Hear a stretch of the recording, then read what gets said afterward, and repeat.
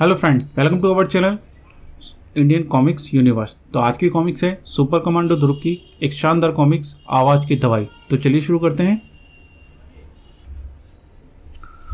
ध्वनि यानी आवाज़ के बगैर इस दुनिया की कल्पना करना भी मुश्किल है। संगीत की मधुर ध्वनि हमारे दिल को खुशी से भर देती है, लेकिन यही ध्वनि जब एक सीमा पार कर जाती है तो ये विनाशकारी भी हो सकती है।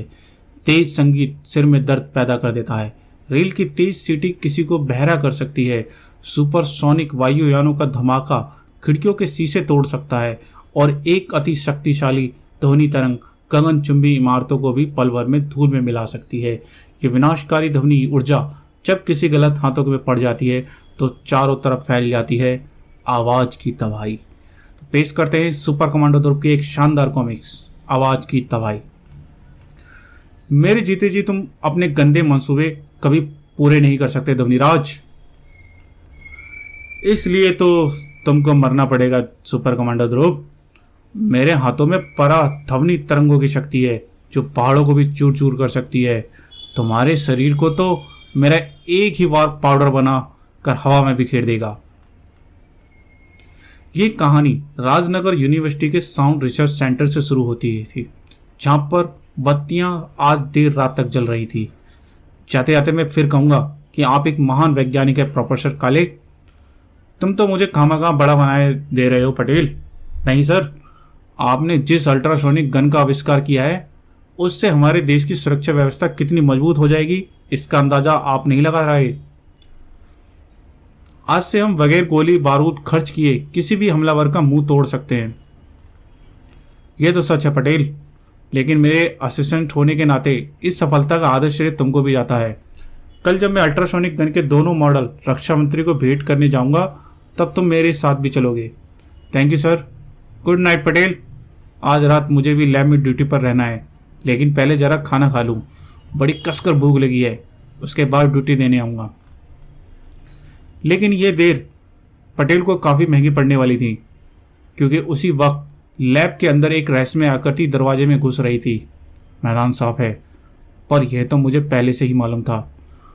और मुझे यह भी मालूम है कि अल्ट्रासोनिक गन के दोनों मॉडल कहाँ रखे हुए हैं। यह रहा छोटा मॉडल। वाह, मुझ पर एकदम फिट आया है। लगता है जैसे मेरे नाप लेकर ही बनाया गया है। अब अल्ट्रासोनिक गन का बड़ा मॉडल लेकर मैं रफू चक्कर। ए कौन हो तुम यहाँ पर क्यों? तुम जरा जल्दी वापस आ गए। मेरा प्लान तो इन दोनों हथियारों को चुपचाप लेकर निकल जाने का था। तुम अपने होश में नहीं हो। ये अल्ट्रासोनिक यंत्र हमारे देश की अमानत हैं। इनको वापस रख दो और मैं किसी से कुछ नहीं कहूँगा। अब मेरे लिए इसको वापस रखना संभव नहीं है। इसके बाद मुझे सिर्फ एक चीज़ और चाहिए, नेशनल म्यूजियम का कोर खाप का हीरा। उसके बाद मुझे कोई भी नहीं रोक सकता। मेरा पूरा गैंग मेरा इंतजार कर रहा है। मैं तुमको यहां से नहीं जाने। ओह, तुम समझते हो कि तुम मुझे रोक सकते हो मूर्ख? जबकि दोनों अल्ट्रासोनिक यंत्र मेरे कब्जे में हैं। इस वक्त मैं अकेला नहीं रोक सकता इसे। ओह, ये भाग रहा है। मैं दोनों मशीनों को लेकर इसके पीछे नहीं जा सकता। हेलो गिरजा, अभी भी लैब में घुंघराले वालों वाला एक आदमी बाहर भागा है। उसको जिंदा रहना मेरे लिए खतरनाक हो सकता है। उसको खत्म कर दो। समझ गया, काम हुआ समझिए। रात के इस वक्त राजनगर की सड़कें सुनसान थीं और अधिकतर अपराधी घर के अंदर थे, क्योंकि ये वक्त ध्रुव की रात की गश्त का वक्त था और इस वक्त वह जान बचाकर भाग रहे पटेल से कुछ ही दूरी पर था। यह आदमी रात के इस वक्त सड़क पर बेहताशा क्यों भाग रहा है? जरूर कुछ गड़बड़ है। तभी पूरी सड़क तेज गति से आते एक ट्रक की हेडलाइट से चमक उठी। ये ट्रक ड्राइवर पिए हुए है क्या? पटेल पल भर में यह समझ गया कि इस तेज गति से आते ट्रक का क्या इरादा है। वह सड़क के किनारे की तरफ भागा, लेकिन ट्रक ने उसका पीछा नहीं छोड़ा और ध्रुव के कुछ कर पाने से पहले ही ट्रक अपना काम कर चुका था। यह क्या? ट्रक ने इसको जानबूझकर कुचला है और ट्रक पर नंबर प्लेट तक नहीं है। इस वक्त मैं इसका पीछा नहीं कर सकता, क्योंकि अभी इस घायल आदमी को अस्पताल ले जाना ज़्यादा ज़रूरी है। ओह, घबराओ मत, मैं तुमको अभी अस्पताल ले चलता हूँ। नेशनल म्यूजियम में चोरी, प्रोफेसर काले, अल्ट्रासोनिक गन। ओह, ये तो मर गया। भगवान इसकी आत्मा को शांति दे, लेकिन यह घटना देखकर लगता है कि इसकी हत्या किसी बहुत बड़ी षड्यंत्र का हिस्सा है। ध्रुव का सही आवाज हो रहा था, क्योंकि नेशनल म्यूजियम में गार्ड तो ठिकाने लग गए, लेकिन म्यूजियम का दरवाजा कैसे खुलेगा? खुलेगा नहीं, टूटेगा। ऐसी मामूली चीजें अब मेरा रास्ता नहीं रोक सकती। म्यूजियम के मजबूत द्वार एक ध्वनि तरंग से टकराई और पूरा दरवाजा कांपकर छोटे छोटे टुकड़ों में बिखर गया। अब बताओ, कहाँ है वे हीरा? कोर खाप के हीरे को रात में सुरक्षा के लिए इस सेफ में बंद कर दिया जाता है। इस खिलौने के अंदर? हा हा हा, ऐसे खिलौनों को तो मैं अपनी चीख से तोड़ सकता हूं। कोर खाप के हीरे की चोरी तुम्हारे लिए एक खेल जरूर हो सकता है, लेकिन मेरी नजर में यह एक अपराध है। सुपर कमांडो ध्रुव, यहां पर खत्म कर दो इसे। गोली की तड़तड़ाहट से सुनसान म्यूजियम गूंज उठा, लेकिन ध्रुव अब अपने स्थान पर नहीं था, और इससे पहले कि बंदूकें दोबारा निशाना लगाने के लिए घूम पाती, ध्रुव ने सबके हाथों से खाली करा दिया। ताड़ ढिशुम ताड़ तड़ाक। थोड़ी ही देर में सभी गुंडे फर्श पर पड़े दर्द से कराह रहे थे। अब इरादा क्या है? शायद तुम भी मुझसे दो दो हाथ करना चाहोगे। इन बुर्कों को हराकर यह मत समझो कि तुम धवनीराज की इससे टक्कर ले सकोगे, क्योंकि तुम तो क्या, धवनीराज से दुनिया की कोई भी ताकत टकरा नहीं सकती। धवनीराज, तुम्हारे दिमाग में यह सवाल तो जरूर घूम रहा होगा कि म्यूजियम को मजबूत दरवाजा मैंने कैसे तोड़ा। वह दरवाजा मैंने ऐसे तोड़ा था। ओफ! धवनीराज के हाथों से उस भयंकर ध्वनि तरंगों की ताकत जो पहाड़ को भी चूर चूर कर सकती है, तुम्हारे हाड़ मांस के शरीर को तो यह पाउडर बनाकर हवा में उड़ा देगी। ज्यादा घमंड अच्छा नहीं है धवनीराज। ऊंट कभी ना कभी पहाड़ के नीचे जरूर आता है। इसकी ध्वनि तरंगें म्यूजियम की दुर्बल चीजों को नष्ट कर रही हैं। अगर मैंने इसको तुरंत न रोका तो ये म्यूजियम कबाड़ी बाजार बन जाएगा। घातक ध्वनि तरंगों के बीच से अपना रास्ता बनाते हुए ध्रुव धवनीराज के पास पहुंचा और एक ही सदे हुए वार से धवनीराज जमीन पर आ गिरा। ओह! पलक झपकते ध्रुव ने धवनीराज के दोनों हाथों को अपने बूटों के नीचे दबा लिया। जो तुमसे दुनिया की कोई ताकत टकरा नहीं सकती धवनीराज। एक लड़ाई जीतने से युद्ध नहीं जीत लिया जाता ध्रुव। धवनीराज का हाथ कलाई से मुड़ा और उसमें से एक ध्वनि तरंग निकलकर ऊपर लटक रहे एक फानुस से टकराई।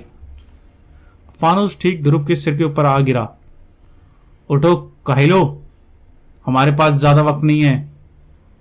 धवनीराज के एक ही वार से मजबूत लॉकर टीन के पतले डिब्बे की तरह चूर-चूर हो गया। अंदर रखा को बाग का हीरा शैतान की आंख की तरह चमक रहा था। हा हा हा हा, मिल गया, मिल गया। अब यहां से जाने से पहले इस लड़के का काम तमाम। धवनीराज, पुलिस! तो भागो। देखिए सर, म्यूजियम से टूटे दरवाजे से कुछ लोग भागते नजर आ रहे हैं और वह नकाबपोश इन लुटेरों का मुखिया लग रहा है। ध्रुव की सूचना सही थी, पर अब ये हमारे पुलिस घेरे से बचकर नहीं भाग पाएंगे। कहना आसान है दरोगा, लेकिन करना बहुत मुश्किल। धवनीराज के हाथ से निकलकर एक भयंकर शोर पूरे वातावरण में फैल गया। सिपाहियों के हाथ अपने हथियारों पर जाने के बजाय अपने कानों पर चले गए। टींग! मेरा आसान मानो दरोगा कि मैं तुम लोगों को जिंदा छोड़ रहा हूं, वरना तुम्हारा हाल भी तुम्हारी जीप जैसा होता। यह तो एक छोटा सा सैंपल था दरोगा। अब इस हीरे से मेरी ताकत इतनी बढ़ जाएगी कि पुलिस क्या, मिलिट्री भी मेरा रास्ता नहीं रोक पाएगी। हम फिर मिलेंगे दरोगा। और फिर डूब भरने की बात है ये कि धवनीराज मेरे हेतु एक कोर खाप का हीरा चुरा कर लेकर भाग गया। उदास होने की जरूरत नहीं है ध्रुव। तुमने तो कुछ देर उसका मुकाबला भी किया, लेकिन हम तो पल भर भी उसके सामने नहीं टिक पाए। ये पता चला है कि ट्रक से कुचलकर मरने वाला वह आदमी कौन था? अभी नहीं, लेकिन मुझे यकीन है कि सुबह होते होते उसकी शिनाख्त भी हो जाएगी, और वहां से कहीं दूर। हा हा हा हा, कोर बाप का हीरा मेरी अल्ट्रासोनिक तोप में फिट हो गया। अगर हम सीधे डायनामाइट मार्केट पर धावा बोलते तो ऐसे न जाने कितने हीरे हमको मिल जाते धवनीराज, लेकिन कोर खाप का हीरा नहीं मिलता मूर्ख। इस हीरे में जो गुण है वह दुनिया के और किसी हीरे में नहीं है। अब तक मेरी अल्ट्रासोनिक तोप की ध्वनि तरंग जरा सी भी घातक नहीं थी, लेकिन वे ये तरंगे जब इस हीरे से होकर निकलेंगी तो उसकी ताकत लाखों गुना बढ़ जाएगी,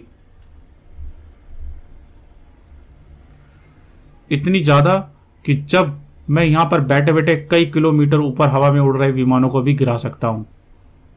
तब तो हमको कोई भी नहीं रोक सकता सिवाय एक आदमी के, सुपर कमांडो ध्रुव के। मुझे उसके म्यूजियम में पहुंचने की जरा सी भी उम्मीद नहीं थी, लेकिन वहां आने से तुम लोगों को पहचान गया है। अब तुम लोगों की तलाश में जरूर निकलेगा और फिर शायद मुझ तक भी पहुंच जाएगा। तो फिर क्या होगा? घबराओ मत, ध्रुव का इंतजाम तो मैं कर दूंगा, एक लंबा इंतजाम। म्यूजियम में तो पुलिस के आने से उसे बचा लिया, पर जहां उसको मैं अब भेजूंगा वहां से उसको बचाने वाला कोई नहीं होगा, सिर्फ मारने वाला होगा। धमीराज का शक एकदम सही था। इंस्पेक्टर को मैंने एक बात नहीं बताई कि म्यूजियम में डकैती डालने वाले गैंग को मैं पहचान चुका हूँ। वे टाटो का गैंग था। पुलिस अपने तरीके से इनको कभी नहीं ढूंढ पाएगी, लेकिन मेरा तरीका पुलिस से जरा अलग है और मेरा तरीका कल सुबह से शुरू होगा। लेकिन अगली सुबह राजनगर विश्वविद्यालय के साउंड रिसर्च सेंटर में कमाल है, 9 बजने वाले हैं, लेकिन यहाँ पर ना तो पटेल नजर आ रहा है और ना ही नायर। पटेल शायद लैब के अंदर ही। प्रोफेसर काले ने लैब को दरवाजा खोला और अंदर लैब अस्त व्यस्त पड़ी थी। ओह माय गॉड, पटेल कहीं नजर नहीं आ रहा और मेरे दोनों अल्ट्रासोनिक यंत्र भी गायब हैं। मुझे तुरंत पुलिस को बुलाना चाहिए। और फिर अगर ये यंत्र किसी गलत आदमी के हाथों में पड़ गया तो गजब हो जाएगा, क्योंकि इस यंत्र से ध्वनि तरंगों को इतना शक्तिशाली बनाया जा सकता है कि वे ध्वनि तरंगे एक इमारत को भी पलक झपकते नष्ट कर सकती हैं। इस यंत्र के बारे में मैं आपके अलावा और कौन कौन जानता था? सिर्फ मेरे 2 असिस्टेंट पटेल और नायर। इस समय उन दोनों को कहीं भी अता पता नहीं चल रहा। ओह, मैं समझ गया। इस फोटो को ध्यान से देखिए, यह तो पटेल है। इसको क्या हुआ? इसको कल रात किसी ने ट्रक से कुचलकर मार डाला। Oh my God. और नायर? उसका भी पता हम जल्दी ही लगा लेंगे, और मेरा ख्याल है कि जहां पर वह है वहीं पर होगा अल्ट्रासोनिक यंत्र भी। विश्वविद्यालय से बाहर निकलते समय ध्रुव को कुछ सवालों का जवाब मिल चुका था। तो धमीराज को अल्ट्रासोनिक यंत्र इस जगह से मिला है और उस यंत्र के बारे में जानने वाला एक आदमी नायर गायब है। अब मेरे कुछ और सवालों का जवाब मुझे टोटा के अड्डे पर मिल जाएगा। राजनगर की स्लम स्ट्रीट में सुबह जरा देर से शुरू होती है, क्योंकि रात भर यहाँ के निवासी ना जाने कितने गलत धंधों में व्यस्त रहते हैं। टाटो के अड्डे में रह रहे कैस्ट्रो के उठने का समय भी यही था, पर आज वे शायद अपना ही चेहरा देखकर उठा था। ध्रुव, मुझे यह जानकर घोर आश्चर्य हुआ कि तुम दांत भी साफ करते हो, चाहे महीने में एक बार ही करते हो। क्या चाहते हो तुम? टाटो का पता। पर मुझे क्या मालूम कि टाटो कहाँ है? पर मुझे मालूम है कि टाटो कल रात नेशनल म्यूजियम के डकैती में डाल रहा था और तुम उसके सबसे गहरे दोस्त हो। मैं ये जानना चाहता हूँ कि इस वक्त टाटो कहाँ पर है, और ये बात तुम मुझको अगले 2 मिनट के अंदर बताओगे, क्योंकि तुम 2 मिनट से ज़्यादा सांस नहीं ले सकते। बुड़ुक, बताता हूँ। टाटो अपने गैंग के साथ मान झील के गार्ड कैबिन में छुपा हुआ है। टाटो ने मुझे यही क्या बताने को कहा था। याद रखना कैस्ट्रो, अगर तुम्हारी बात गलत साबित हुई तो मैं उसको उसी झील में डुबो दूंगा। मान झील पुराने जमाने में राजनगर की शान थी, लेकिन आजकल धोबियों के अलावा इस झील के किनारे और कोई नहीं आता। वह रहा गार्ड कैबिन। अगर कैस्ट्रो सच बोल रहा था तो टोटो इसी के अंदर। पर बात पूरी सोच पाने से पहले ही ध्रुव की विचारधारा छिन भिन हो गई। ओह, इतना लंबा पैर? टाटो का पैर इतना लंबा तो नहीं। टोटो जैसे कीड़े यूकेलिप्स का पैर दबाते हैं लोंडे। ध्रुव ने सिर उठाकर अपने हमलावर को देखना चाहा, पर उसका सिर ऊपर उठता ही चला गया। 9 फुट 2 इंच लंबे कद पर यूकेलिप्स नाम एकदम फिट बैठता था। मैंने 20 तोले सोने की चैन के बदले तेरी मौत का कॉन्ट्रैक्ट लिया है लड़के। और यूकेलिप्टिक अपना कॉन्ट्रैक्ट हमेशा पूरा करता है। ध्रुव यूकेलिप्स की तरफ लपका, तड़ाक। तभी उसको एक जोरदार मुक्का पड़ता है, लेकिन यूकेलिप्स की लंबी भुजाओं ने उसको बीच में ही रोक दिया और यूकेलिप्स की लंबी टांगों ने उसे एक बार फिर धराशय कर दिया। ओह, इसकी लंबाई के कारण इसके सिर तो नहीं पहुंच पा रहा हूं, और इसके सिर तक पहुंचने बगैर मैं इस पर काबू नहीं पा सकता। लेकिन अब इसकी लंबाई का इस्तेमाल इसी के खिलाफ करना पड़ेगा। ध्रुव यूकेलिप्टस के घूंसे से बचने के लिए एक तरफ हटा और अगले ही पल बड़े हुए हाथ पर कलाबाजी खाता हुआ ध्रुव का शरीर यूकेलिप्टस के सिर तक पहुंच गया। तड़ाक! यूकेलिप्टस लड़खड़ाया पर गिरा नहीं, बल्कि उसके दूसरे हाथ ने बिजली की तरह आगे बढ़कर ध्रुव को पकड़ लिया और पलक झपकते ध्रुव का शरीर जमीन से 13-14 फुट की ऊंचाई पर हवा में लटक रहा था। अब मैं तुझे इतनी जोर से नीचे पटकूंगा कि तेरे साथ साथ ये पत्थर तक कहा उठेंगे।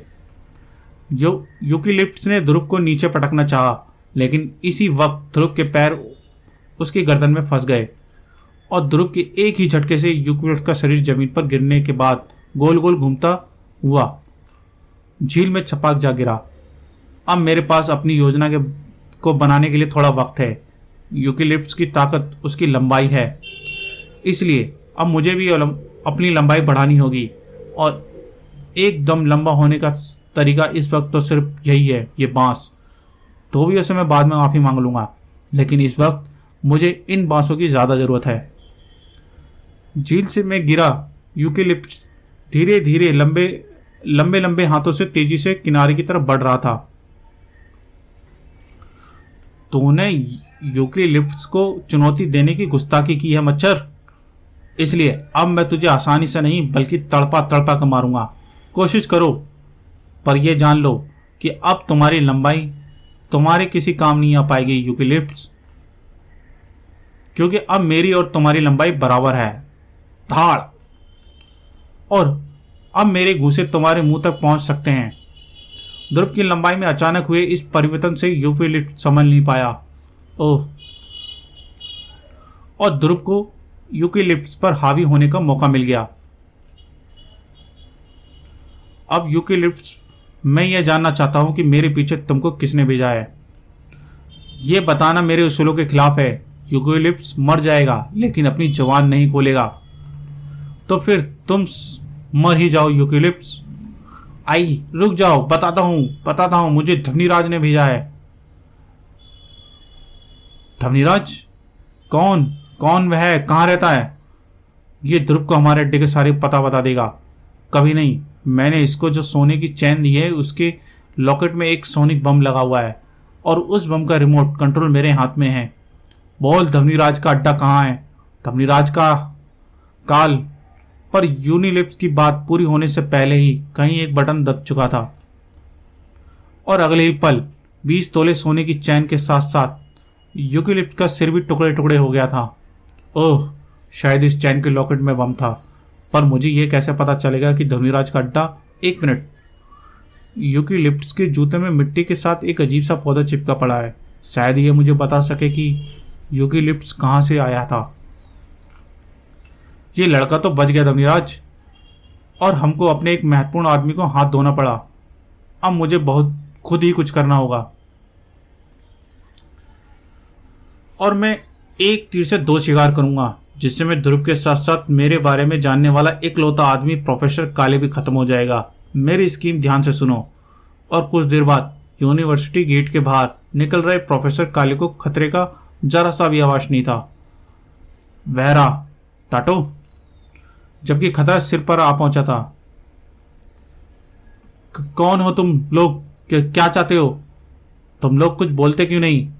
पटेल को तुम लोगों ने ही मारा था क्या? लेकिन प्रोफेसर काले को अपने सवालों को कोई जवाब नहीं मिला, और गाड़ी विभिन्न सड़कों से होती हुई पुराने शहर में आकर रुक गई। अपहरणकर्ताओं ने प्रोफेसर काले को नीचे उतार दिया। तुम्हारी जान खतरे में है काले। तुम्हारे पास सिर्फ 10 मिनट का समय है काले। बच सकते हो तो बच लो। और इस वक्त तुमको सिर्फ एक आदमी बचा सकता है, सुपर कमांडो ध्रुव। वह रहा उसका फोन नंबर। 10 मिनट का समय, सिर्फ 10 मिनट। दूसरी तरफ घर में बैठे ध्रुव के दिमाग में कई प्रश्न घूम रहे थे। क्या बात है भैया, सर दर्द हो रहा है तुम्हारा? सिर दबा दूं या कोई बाम लगा दूं? अरे यह मैं क्या सुन रहा हूं? बड़ी चापलूसी कर रही हो। अच्छा बोल, तुझे क्या चाहिए? मुझे क्या चाहिए? मुझे तो तुम्हारी हालत पर तरस आ रहा था। जाओ, मुझे नहीं दबाना सिरविर। अच्छा, आप गुस्सा थूक दो और बता भी दो कि तुझे क्या चाहिए। मुझे मुझे 2,000 रुपये चाहिए। 2,000? इतने पैसों का क्या करेगी तू? मैं एक नई चीज़ बना रही हूँ भैया, ध्वनि प्रदूषण दूर करने के लिए एक ईयर प्लग। अभी मैंने एक काम चलाऊ प्लग बनाया है, पर अभी इसमें कई चीज़ें और लगानी है। मुझे इसी के लिए पैसे चाहिए। वाह, पर तेरा ईयर प्लग काम कैसे करता है? सिंपल, ये ज़्यादा आवाज़ों को इतना धीमा कर देता है कि इससे कान और दिमाग को नुकसान ना पहुँचे। इसको लगाने के बाद अगर रेल का इंजन तुम्हारे कान के पास सीटी मारेगा तो तुमको ऐसा लगेगा जैसे कोई बिल्ली धीरे से गुर्रा रही है, पर धीमी आवाज़ तुमको वैसी ही की वैसी सुनाई देगी। सच में। अब तू ये प्लग बेचकर करोड़ों ट्रिन ट्रिन। हेलो, ध्रुव स्पीकिंग। ध्रुव, मैं प्रोफेसर काले बोल रहा हूँ, पुराने शहर के महावीर चौक से। अभी कुछ गुंडे मेरा अपहरण कर मुझे यहाँ छोड़ गए हैं। उन्होंने मुझे 10 मिनट का समय दिया है। 10 मिनट का समय? क्यों? पता नहीं, लेकिन वे कह रहे थे कि सिर्फ तुम ही मुझे बचा सकते हो। ओह कड़ाक। प्रोफेसर? प्रोफेसर अब कभी नहीं बोलेगा बच्चे। उसके 10 मिनट खत्म हो चुके थे। मैंने उसका क्रियाक्रम दाह संस्कार भी कर दिया। हा हा हा हा। तो गाइज, ये थी आवाज की तबाही का फर्स्ट पार्ट। इसके सेकंड पार्ट में हम जल्दी मिलेंगे।